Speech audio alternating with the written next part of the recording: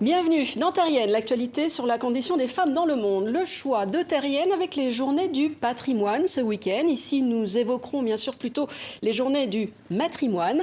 L'occasion de mettre à l'honneur une peintre française du 19e siècle, Rosa Bonheur. La renommée internationale qu'elle avait atteint à son époque lui permit de s'acheter un château non loin de Paris avec la vente d'une seule de ses toiles.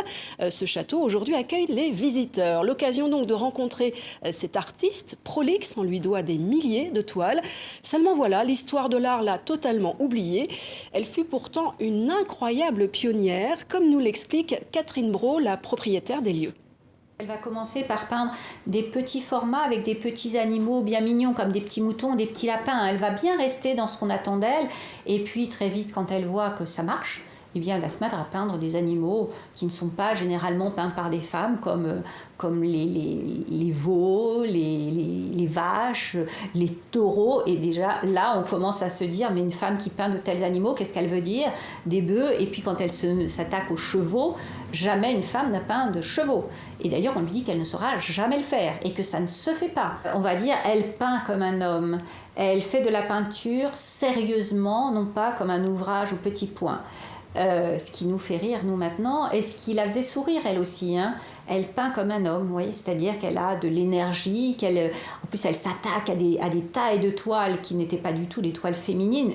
Les sujets n'étaient pas féminins et la taille de la toile non plus. Le coup de griffe de Terrienne à cette héroïne qui se retrouve malgré elle au cœur d'une polémique. Mulan, petite fille chinoise qui se fit passer pour un garçon pour devenir soldat.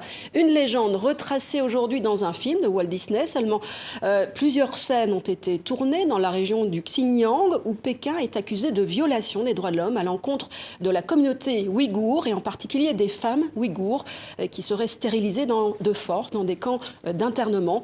Un mot dièse tourne sur les réseaux sociaux pour appeler au boycott de ce film.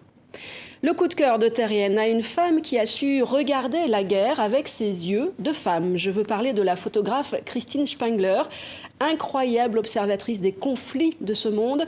Ces clichés ont fait le tour de la planète. Marraine du festival Les Femmes s'exposent à Oulgat. Elle raconte comment elle a dû batailler pour s'imposer dans un milieu masculin.